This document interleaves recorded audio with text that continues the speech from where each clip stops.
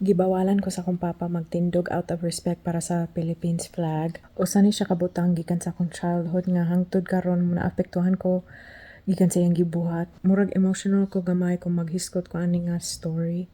First time na ako mag-share ani. So, ang akong papa, daotan kay siya nga tao. Kung gusto mo mahibalo sa iyang gibuhat, tanaw lang aning post sa akong Facebook kay dili ko mag-hiskot aning video. Pero tungod kay daotan kay siya nga puti nga missionary sa Pilipinas, ang usa ka butang nga hangtod karon murag kayo sa akong lawas prejudice kayo akong papa sa Pilipinas. Unya, daghan kay mga tao sa simbahan nga wala nahibalong ginadaot niya ang mga Pilipino behind closed doors. Unya actually sa kanang mga grabe jud ka stricto nga mga simbahan nga naay mga puti nga pastor, actually common jud na nga prejudice sila. So tungod ana ang belief sa akong papa ug sa iyang papa nga number one jud ang United States o number one jud ang mga puti. Unya kada tuig sa simbahan samtang nagdako ko dito sa Pilipinas, kada tuig once a year magbuhat sila og BBS, Vacation Bible School. Para sa mga wala na balo, 7 days na sa simbahan nga maggather ang mga bata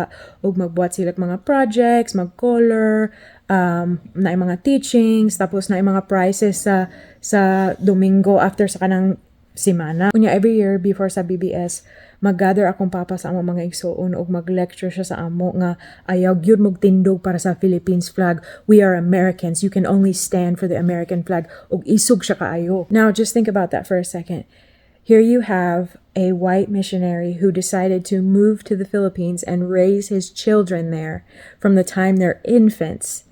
But he doesn't want them to assimilate there. He doesn't want them to feel like that's their home and that they are Filipino and that the Philippine flag is something they want to respect. He only wants them to reverence the American flag in a country that they're not even growing up in. Anyways, pag moabot na ang BBS, every day before mag-start ang BBS, magtindog sila magkanta sa Philippines National Anthem. O syempre magtindog ang tanan, butang simong kamot simong heart. Unya, daghan kay mga bata, silang tanan nagtindog, kami lang sa akong mga igsoon nga ang naglingkod. Unya, akong mga katapal, akong mga amiga, magtuyok sila, magtanaw sila sa ako, uy, Christine, tindog, nga nang wala man ka nagtindog. Unya, syempre, they have a right to think that, diba? Kay, nag-wonder dyan sila nga nung wala ko naghatag og respect sa Philippine flag, nga nung wala ko nagtindog. So, tungod kay nagsulti sila, uy, pagtindog, nagtindog ko. Magtanaw ko sa side na adi akong papa.